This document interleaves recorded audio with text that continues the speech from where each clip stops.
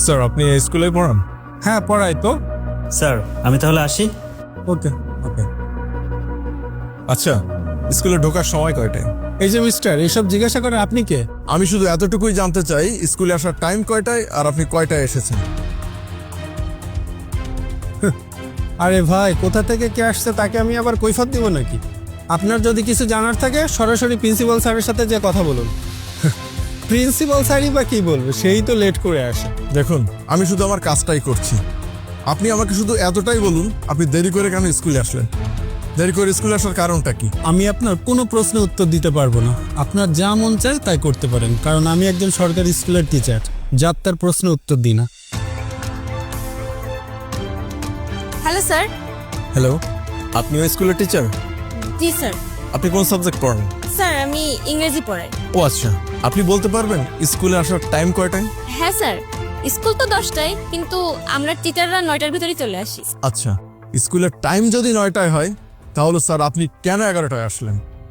আমি 11টায় আসি না 9টায় আসি নাকি 12টায় আসি বা একদম নাই আসি, সেটা আমার একান্ত ব্যক্তিগত ব্যাপার। আমি তোকে কেন জবাব দিতে যাব? আমার যখন ইচ্ছা আমি তখন স্কুলে আসব। তোকে কেন আমি কৈফিয়ত দিতে যাব? আর হ্যাঁ, তুই কে রে? আরে স্যার, আপনি ওনার সাথে এইভাবে কথা বলছেন কেন? আপনি জানেন উনি কে? কে উনি? আরে উনি তো আমাদের বিভাগীয় নতুন শিক্ষা অফিসার।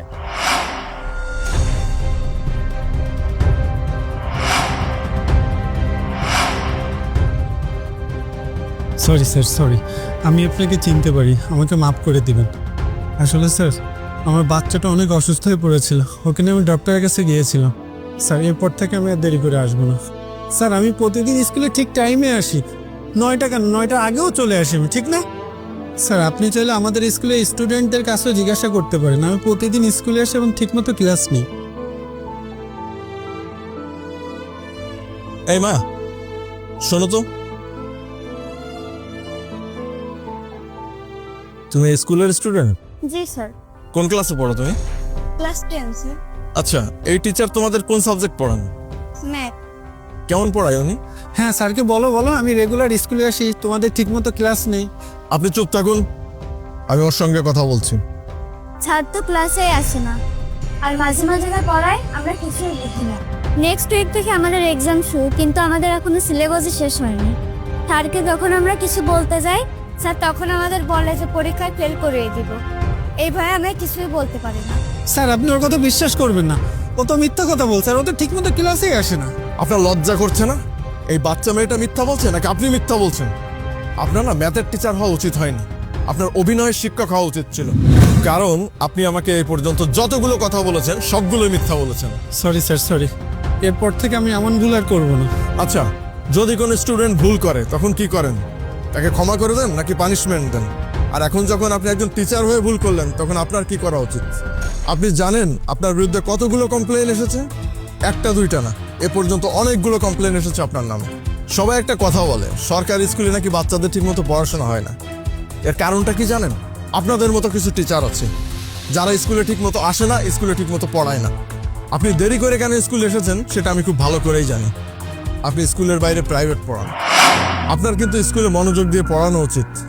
স্কুলের টাইম বাদে যদি আপনি সময় পান, আপনি পড়াতেই পারেন, কিন্তু আপনি তো কখনোই স্কুলের টাইমটা নষ্ট করে বাইরে প্রাইভেট পড়াতে পারেন না। আপনাকে দিয়ে কাজের জন্য আমি মাফ করতে পারবো না, আপনাকে শাস্তি পেতেই হবে, আর আপনার শাস্তি হচ্ছে সাসপেন্ড। স্যার, স্যার আমাকে এবারের মতো মাফ করে দিন, আমি এমন ভুল আর করবো না। আপনার মাপ চাইতে হবে না, কারণ আপনার মতো আমি অনেক টিচারকে দেখেছি যারা প্রথমে মাপ চায়, পরে আবার যেটা সেটাই করে। ছি, আপনাদের তো লজ্জা হওয়া উচিত। আপনি তো অবশ্যই এটা জানেন যে শিক্ষকতা হচ্ছে এই সমাজের সব থেকে গুরুত্বপূর্ণ এবং মর্যাদার পেশা, কারণ এনারাই আমাদের সমাজকে শিক্ষিত করে তোলে। আপনাদের মতো টিচাররা থাকলে স্টুডেন্টরা ভালো কিছু শিখবে না, ভুল কিছু শিখবে, ভুল পথে যাবে। আর আপনার মতো কিছু শিক্ষকের জন্য সকল ভালো শিক্ষকদের বদনাম হচ্ছে। আপনাকে যদি আমি মাফ করি, এটা মোটেও ভালো কিছু হবে না, আপনাকে তো আমি অবশ্যই সাসপেন্ড করবো। মা, তুমি ক্লাসে যাও।